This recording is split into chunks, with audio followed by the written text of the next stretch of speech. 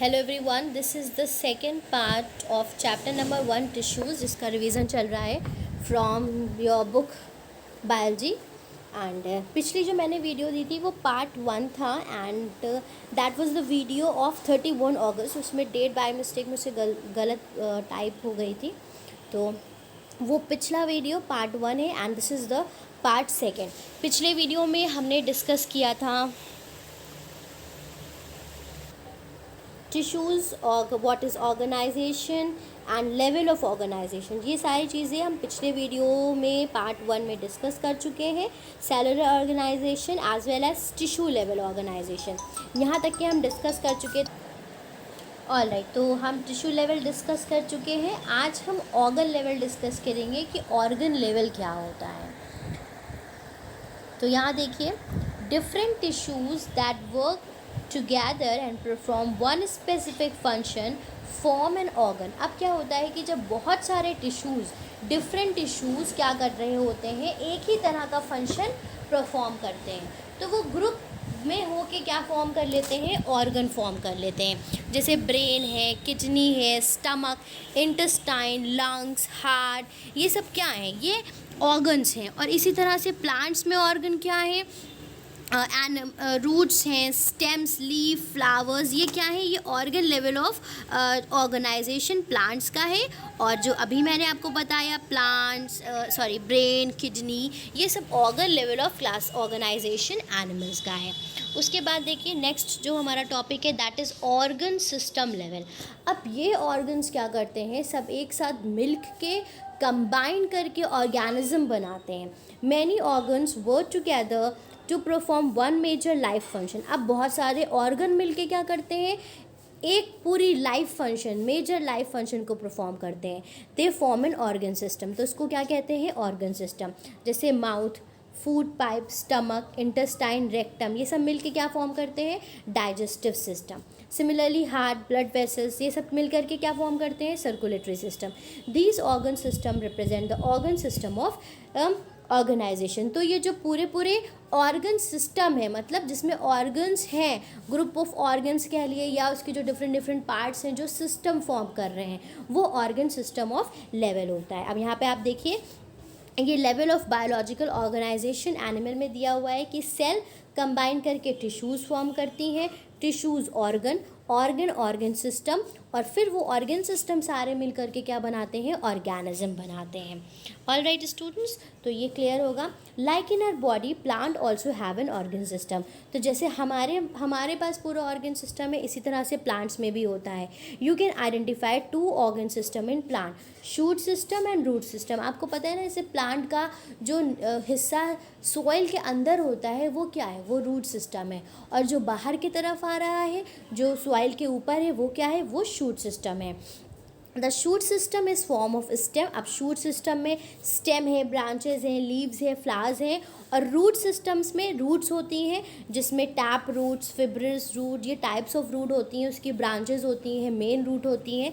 ये सारी चीज़ें आप आगे डिटेल में अभी देखेंगे, ठीक है। अब इसी तरह से प्लांट में भी यही होता है, सेल्स टिश्यूज़ बनाते हैं, टिश्यूज़ ऑर्गन बनाते हैं। ऑर्गन क्या है, लीव्स वगैरह हैं, ये सब क्या है, ऑर्गन है। लीव्स सब एक साथ कंबाइन करके एक ऑर्गन सिस्टम बनाती हैं, और जो पूरा प्लांट है वो क्या है, ऑर्गेनिज्म है। तो ये लेवल ऑफ ऑर्गेनाइजेशन एनिमल में भी पाया जाता है, और ये लेवल ऑफ ऑर्गेनाइजेशन प्लांट्स में भी पाया जाता है। ऑलराइट स्टूडेंट्स, अब देखिए नेक्स्ट पेज में मूव करते हैं। यहाँ पे एक एक्टिविटी दी है, to learn about organ system of human body. तो अपने आप बॉडी में ही आप जानते हैं कि आपकी बॉडी में कितने सिस्टम है। There are several organ system in our body, make a list of them, write the function they perform. तो आपको पता है कि आपकी बॉडी में कितने सारे सिस्टम है, circulatory, excretory, endocrine system, skeleton system. तो डिफरेंट जो सिस्टम्स हैं उनके बारे में सर्च करिए, उनको ढूंढिए, और उनकी एक लिस्ट बनाइए, और उनके जो फंक्शंस हैं, जो वो वर्क परफॉर्म करते हैं, उसको लिखिए और उसको स्टडी करिए। ये आप एक्टिविटी आपको खुद से करनी है। उसके बाद एक्टिविटी 2 देखिए, to study the external part of different animal. Different animal के एक्सटर्नल पार्ट्स को स्टडी करना है। Collect the picture of some animals like cockroach, butterfly, mosquitoes, bird, cow, crow, lizard, snake, dog. अब आपके डिफरेंट यहाँ पे क्या करना है कि ऑब्ज़र्व करना है कि हर एनिमल क्या है, डिफरेंट है, उनके जो एक्सटर्नल बॉडी पार्ट्स हैं वो डिफरेंट है। तो आप एक स्क्रैप बुक बना सकते हैं, फन एक्टिविटी है, पिक्चर्स कलेक्ट करिए, गैदर करिए, उसको ऑब्ज़र्व करिए और जो एनिमल्स के डिफरेंट एक्सटर्नल पार्ट्स हैं उनको लेबल करिए और उनके फंक्शंस भी फाइंड आउट करिए और फंक्शंस भी लिखिए। आप एक अपनी स्क्रैप बुक तैयार कर सकते हैं। उसके बाद एक्टिविटी 3 देखिए, to study different parts of a plant. ठीक है, प्लांट के डिफरेंट, अब जैसे हमने एनिमल के डिफरेंट पार्ट स्टडी करे, ऐसे ही हम प्लांट के करेंगे। आप अपने घर में जो प्लांट्स हैं उसको ऑब्जर्व कर सकते हैं, उसका स्केच बना सकते हैं, अपनी फाइल में स्केच बनाइए अच्छा सा, उसके डिफरेंट पार्ट्स को लिखिए और उनके जो फंक्शंस हैं उसको लिखिए। ऑल राइट, फिर इन सारे सिस्टम्स के बाद क्या आ जाता है, ऑर्गेनिजम्स आ जाते हैं। ऑर्गेनिज्म क्या है, in all organisms all the system work together. अब वो सारे सिस्टम जो अभी तक के बने हैं वो सब मिल के एक साथ काम करते हैं। कोऑर्डिनेटेड मैनर का मतलब है एक साथ मिल के, मतलब हर सिस्टम एक दूसरे सिस्टम को सपोर्ट कर रहा है। This each multi cellular organism has a well organised structure consist of. इसीलिए क्या होता है कि जितने भी मल्टी सेलुलर ऑर्गेनिज्म है इनका स्ट्रक्चर क्या है, वेल ऑर्गेनाइज है, वेल कोऑर्डिनेटेड है, ऑर्गन्स हैं, ऑर्गन टिश्यूज़ हैं, सेल्स हैं। दस इसीलिए सेल क्या है, सेल सबसे छोटी living basic functional unit of life है। ऑल राइट, अब चेक पॉइंट 1 यहाँ पे है, dash is a living matter of the cell. तो उसका आंसर आपको पता है क्या है, protoplasm. Right, protoplasm is the living matter of the cell. Cell organelles are made up of dash molecules. Cell organisms are made up of dash molecules. तो अभी आपने यहाँ पे पढ़ा था, just a second, cell has made up of organic molecules. तो ये क्या हो जाएगा आपका आंसर, देखिए यहाँ पे दिया हुआ है cell organisms are made up of, यहाँ आप क्या लिखेंगे, organic molecules. In dash organisms all the activities are carried out within a single cell. तो कौन से हो जाएंगे, unicellular organism. In an organ system many organ work together to perform one major life function. ये अभी ऊपर ही हमने पढ़ा कि work together to perform one life function, right? अभी just let me show you. Many organ work together to perform one major life function. तो आप यहाँ क्या लिखेंगे, many organ. तो ये आपकी चेक पॉइंट 1 हो गया। अब हमारा जो लास्ट उसमें पार्ट बचा था, जो क्लासिफिकेशन था लेवल ऑफ ऑर्गेनाइजेशन का, 2 हम डिस्कस कर चुके हैं। कौन से हमने 2 डिस्कस करें, level of organisation lower to organism, level of organisation जो ऑर्गेनिज्म का था बी पार्ट। अब तीसरा हमारा जो है that is level of organisation higher to organism. तो आपको पता है कोई एक अकेला ऑर्गेनिज्म तो नहीं सर्वाइव कर सकता ना, आप भी दुनिया में अगर अकेले होंगे तो how you are going to survive.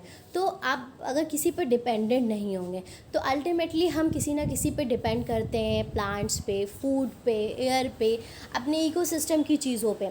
तो it interact with biotic and non living, that is the abiotic component. तो जितने भी ऑर्गेनिजम्स हैं वो क्या करते हैं, वो इंटरेक्ट करते हैं अबायोटिक और biotic components of its environment. तो सारे ऑर्गेनिजम्स चाहे वो बायोटिक और अबायोटिक कॉम्पोनेंट सबसे इंटरेक्ट करते हैं।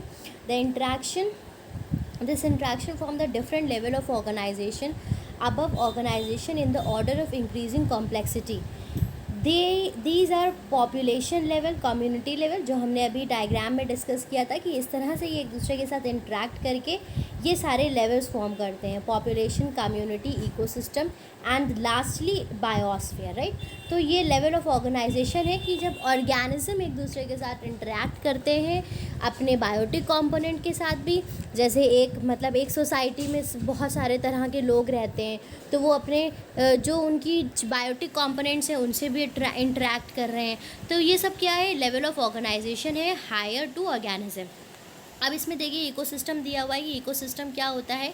सो the members of a biotic community and the abiotic component of their ecosystem together form an ecosystem. मतलब बायोटिक और एबायोटिक कंपोनेंट सब मिला के इकोसिस्टम फॉर्म करते हैं। In an ecosystem the living organism affect each other, they affect their environment and are affected by their environment.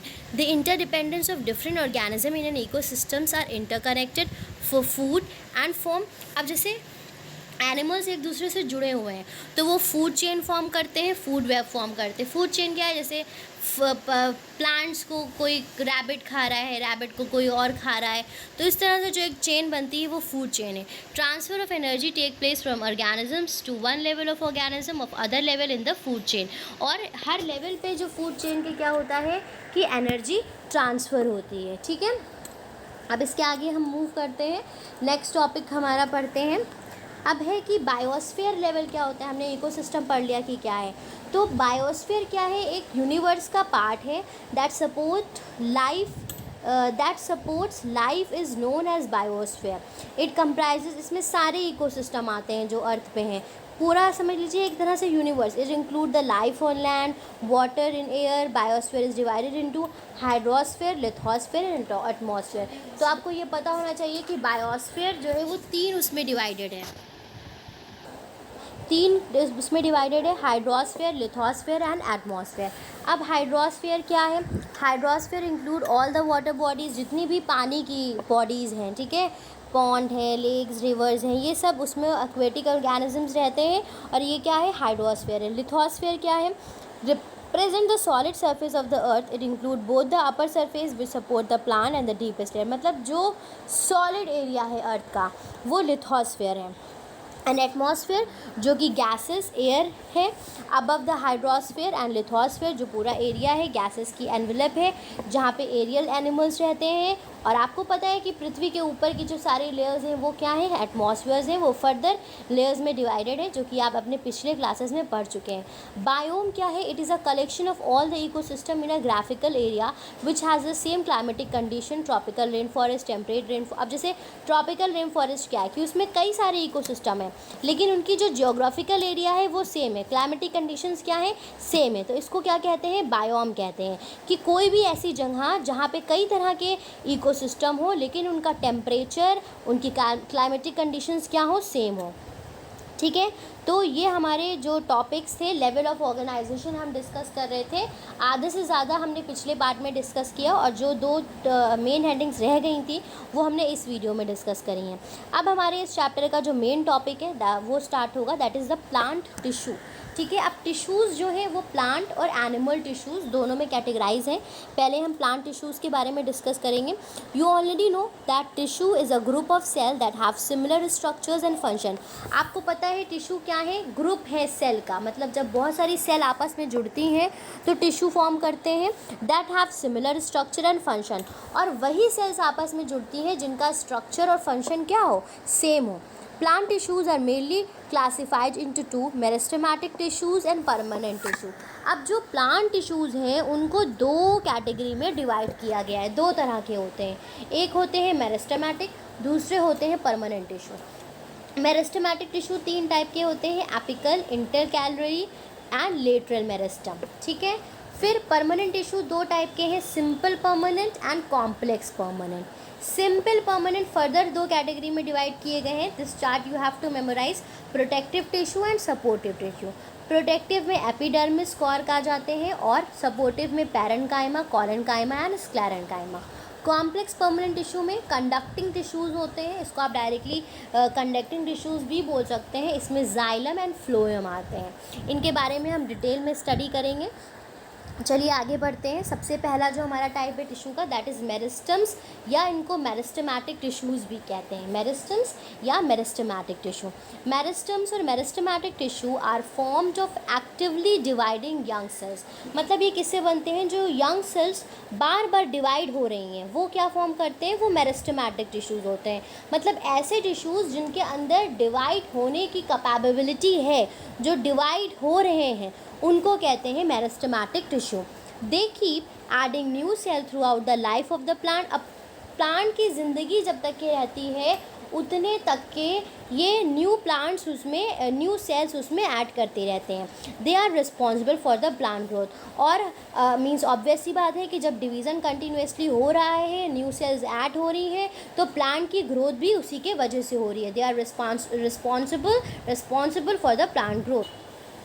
अब इसके characteristics देखिए. Characteristic of meristem. Meristem cells are oval and small and have thin wall. अब यहाँ पे देख सकते हैं कि they are oval in shape and they are having a thin wall. There are no intercellular spaces between the cells. इनके बीच में कोई भी स्पेसेस नहीं होती हैं. एक कॉम्पैक्टली पैक्ड हैं सब एक दूसरे से. The nuclei are large and centrally located. और जो न्यूक्लियस है वो इनके हर सेल्स के बीच में लोकेटेड है. वैक्यूल आर ईदर एब्सेंट और वेरी स्मॉल. या तो वैक्यूल इसमें एब्सेंट है, नहीं है, या तो बहुत ही छोटे होते हैं. ये कैरेक्टरिस्टिक है मेरिस्टेमेटिक सेल्स के. राइट. अब इसका लोकेशन कहाँ होता है, क्योंकि हमने बात करी कि ये लेंथ के लिए और प्लांट की ग्रोथ के लिए रिस्पॉन्सिबल होते हैं, तो ये ऐसे एरिया में प्रेजेंट होते हैं जहाँ से प्लांट की ग्रोथ हो रही हो. So they are present in the apical region. They are found at the growing point in plant. It forms the apical meristems in roots, shoots and branches. The growth in thickness of stem and root is also due to the activity of lateral meristem. Further ये different types के होते हैं जो हमने discuss किया. apical, intercalary. तो जैसे plant की टिप पे प्रेजेंट होते हैं, रूट्स में प्रेजेंट होते हैं. थिकनेस और रूट की स्टेम की इन्हीं के वजह से पॉसिबल होती है. Function of meristem. They help the plant to grow in length and give the thickness. लंबाई बढ़ना पेड़ की और थिकनेस बढ़ना मेरिस्टेमेटिक टिश्यूज़ के वजह से होती है. All new organ like bud, flowers, new leaves and branches arises by the new cells form by the division of meristematic tissues. तो ये क्या है, ये इनके फंक्शंस हैं. उसके बाद एक्टिविटी देखिए. To study the activity of apical meristem. तो अब आप कैसे देखेंगे कि एपिकल मेरिस्टम की एक्टिविटी क्या है. तो इसके लिए कुछ ग्रीन ग्राम की सीड्स को भिगो दिए पानी में. Next day drain out the water completely and leave the seed in the ball covered with a moist cloth for 2 और 3 डेज. उसके बाद क्या करिए, पानी निकाल के उसको गीले कपड़े में बंद करके ढक के रख दीजिए 2-3 दिन के लिए. A small white structure come out of each cell. आप देखेंगे ग्रीन जो मूंग होते हैं उनकी बात हो रही है, उसमें से अंकुर जो रूट से प्लीमूल्स हैं वो निकलना, स्प्राउटिंग शुरू हो जाएगी. This is called sprout. It is the radicle that grow into the root. तो ये क्या है, ये स्प्राउट्स होते हैं, इन्हीं से ही आगे जाके रूट बनती है.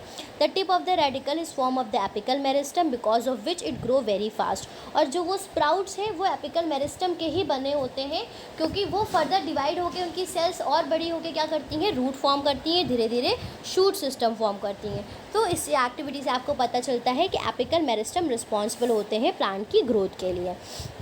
उसके बाद देखिए परमानेंट टिश्यूज़. परमानेंट टिश्यूज़ वो सेल्स होती हैं जो सेल मैच्योर हो चुकी हैं और आगे और डिवाइड नहीं होती हैं. इनके कुछ स्पेसिफिक फंक्शंस होते हैं. इनके कैरेक्टर्स देखिए. They are derive from the division of the meristematic cells. जो मेरिस्टेमेटिक सेल्स डिवाइड हो के मैच्योर हो चुकी होती हैं वो परमानेंट टिश्यूज़ बन जाती हैं. The cell do not divide because they became differentiated. They may be live or dead. These cells have different shape related to the function they perform. They have thick cell wall and large vacuole. Nucleus is displaced to one side. तो इसमें क्या है कि cell wall thick होती है, nucleus बड़ा होता है और एक साइड में होता है, वैक्यूल लार्ज होता है और न्यूक्लियस एक साइड में होता है. तो ये कैरेक्टरिस्टिक है परमानेंट टिश्यू के. अब आप यहाँ पे देखिए डिफरेंस दिया हुआ है मेरिस्टेमेटिक और परमानेंट का. सो सेल यंग्स एंड अनडिफ्रेंशिएटेड. इसकी सेल्स क्या है, नई सेल्स डिवीज़न से बनती रहती हैं. इसकी सेल मैच्योर है, डिफ्रेंशिएटेड है, मतलब हर सेल का फंक्शन डिफाइंड है. Cells keep on dividing. टूटती रहती हैं, डिवाइड होती रहती हैं, ये डिवाइड नहीं होते. Cells small without intercellular spaces and vacuole. Spaces नहीं होती हैं इसमें, वैक्यूल नहीं होते हैं. सेल लिविंग और non living. Living cells with intercellular spaces. Cell living भी हो सकती हैं, नॉन लिविंग भी हो सकती हैं, इंटरसेलुलर स्पेसेस भी हो सकते हैं और लार्ज वैक्यूल भी प्रेजेंट होते हैं. मेरिस्टेमेटिक की सेल वॉल कैसी है, थिन है, और परमानेंट की कैसी है, थिक है. तो ये डिफरेंस के पॉइंट्स हैं जो आपको याद रखने हैं. फिर परमानेंट टिश्यू कहाँ पे लोकेटेड होते हैं, तो they form the bulk of the plant body. मतलब जो प्लांट बॉडी का पूरा पेड़ जो बनता है जिन टिश्यूज़ से, जो मेन उनका बल्क है वो क्या है, permanent tissue. They are present in all part except the meristem. मतलब मेरिस्टम्स के अलावा जो ऐसी जगहें हैं जहाँ से प्लांट की ग्रोथ होती है उसको छोड़ के, एपिकल रीजन्स को छोड़ के, रूट रीजन को छोड़ के हर जगह परमानेंट टिश्यूज़ प्रेजेंट होते हैं। फिर types of permanent tissues, simple and complex, जिसका डिवीज़न हम पिछले अभी हम आपको बता चुके हैं कि सिंपल कितने में डिवाइडेड है एंड परमानेंट कितने में डिवाइडेड है। अब इसकी जो डिटेल स्टडी है वो हम अपनी नेक्स्ट वीडियो में, जो कि पार्ट 3 होगा, उसमें डिस्कस करेंगे। Alright students, so thank you very much for watching the video.